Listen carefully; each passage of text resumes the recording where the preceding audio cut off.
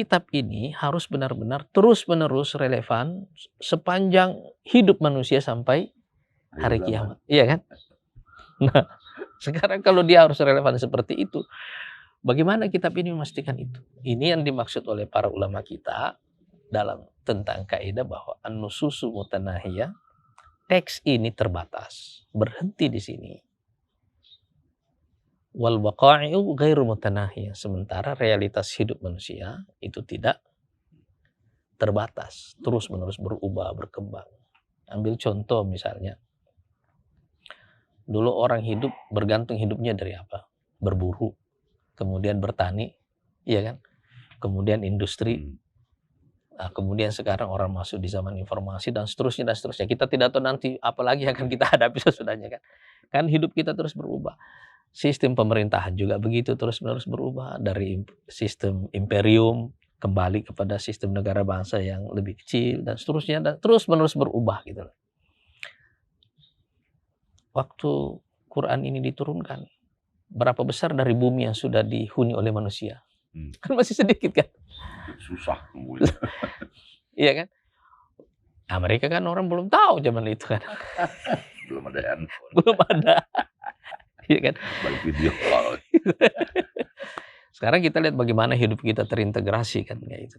Nah, kita akan melihat bahwa ayat-ayat Quran itu, teks-teks Quran itu akan memberikan penjelasan yang detail apabila masalah-masalah itu tidak terlalu terpengaruh oleh perubahan ruang dan waktu.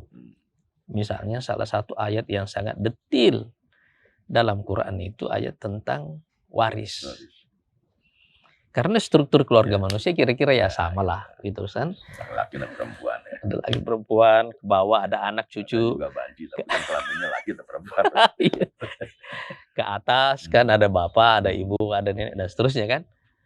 Nah, karena struktur keluarga manusia ini kira-kira permanen seperti itu, maka penjelasannya jadi detail. Misalnya lagi penjelasan tentang hakikat-hakikat kehidupan setelah kematian. Itu detail dalam Quran. Iya kan? Detail sekali dalam Quran. Kenapa? Enggak ada.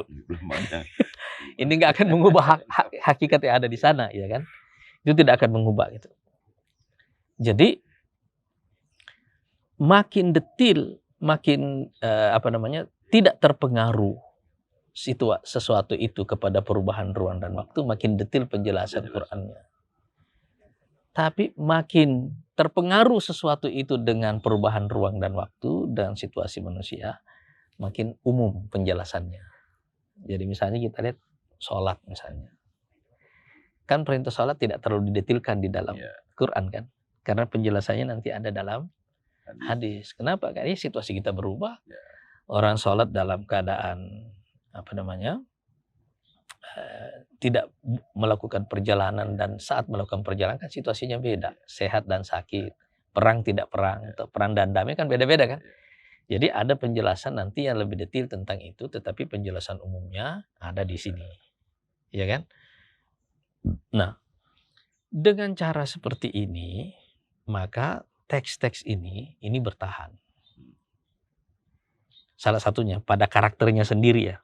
Karakter teks ayat-ayat di dalam Quran itu.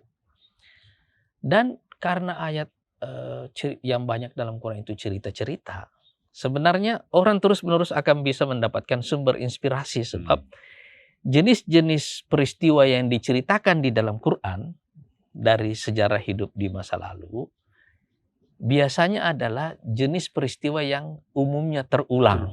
Pengulangan. Iya. Nah, misalnya kita lihat dalam situasi yang berbeda tapi ininya sama. Iya, misalnya kita emosinya lihat sama. Misalnya kita lihat nabi-nabi ulul azmi misalnya kan. Kan itu rata-rata menghadapi negara yang zalim, penguasa yang zalim kan. Nah, sehingga kira-kira cerita seperti ini dalam hubungan sosial politik manusia adalah cerita yang terulang.